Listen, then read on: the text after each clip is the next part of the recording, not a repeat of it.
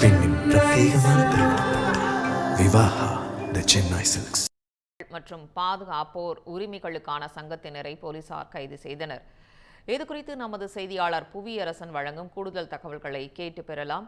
புவியரசன், வணக்கம். தற்பொழுது சென்னையில் போராட்டம் நடத்திய மாற்றுத்திறனாளிகள் மற்றும் பாதுகாப்போர் உரிமைகளுக்கான சங்கத்தினரை போலீசார் கைது செய்திருக்கின்றனர். இவர்களுடைய கைதிற்கான முழு விவரம் என்ன?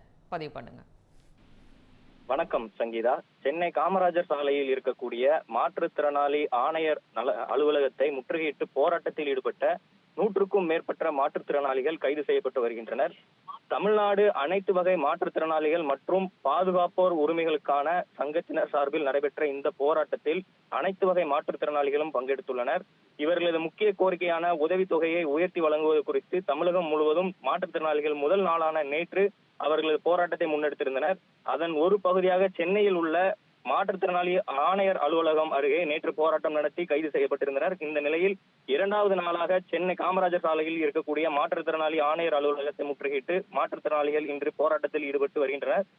இவர்களது கோரிக்கை என்னவென்று பார்த்தோம்னா, மாற்றுத்திறனாளிகளுக்கு மாதாந்திர உதவி தொகையாக 1500 ரூபாய் வழங்கி வரும் நிலையில் அதனை 6000 ரூபாயாகவும், கடும் மாற்றுத்திறனாளிகளுக்கு வழங்கப்படும் 2000 ரூபாய் மாதாந்திர உதவி தொகையை 10,000 ரூபாயாக உயர்த்தவும் கோரிக்கை வைத்துள்ளனர். அதேபோல் படுத்த படுக்கையாக உள்ள மாற்றுத்திறனாளிகளுக்கு மாதாந்திர உதவித்தொகையை 15,000 ரூபாயாக உயர்த்தவும் கோரிக்கை வைத்துள்ளனர்.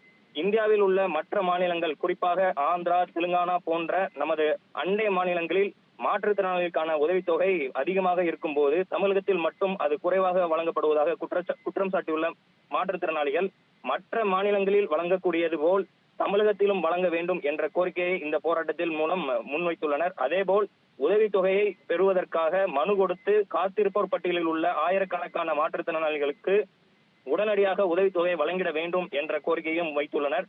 தமிழகம் முழுவதும் உள்ள அனைத்து மாவட்டங்களிலும் ஆட்சியர் அலுவலகம் அருகே போராட்டத்தில் ஈடுபட்டு வரும் மாற்றுத்திறனாளிகள் சென்னையை பொறுத்தமட்டில் காமராஜர் சாலையில் உள்ள மாற்றுத்திறனாளிகள் நல ஆணையர் அலுவலகத்தை முற்றுகையிட்டு போராட்டத்தில் ஈடுபட்டனர். இதன் காரணமாக VP ராமன் சாலை முழுவதும் தடுப்புகள் அமைக்கப்பட்டு மாற்றுத்திறனாளிகளை கைது செய்வதற்காக பேருந்துகள் நிறுத்தி வைக்கப்பட்டிருந்தது. அந்த வகையில் இந்த போராட்டத்தில் ஈடுபட்டு வரும் மாற்றுத்திறனாளிகளை கைது செய்வதற்கு போலீசார் தயார் நிலையில் இருந்து அவர்களை கைது செய்து தற்போது பேருந்தில் ஏற்றி வருகின்றனர். அந்த காட்சிகளை நாம் தற்போது பார்த்து வருகிறோம். இதனால் இப்பகுதியில் பரபரப்பான சூழல் ஏற்பட்டிருக்கிறது. சங்கீதா, விவரங்களை வழங்கிமைக்கு நன்றி புவியரசன்.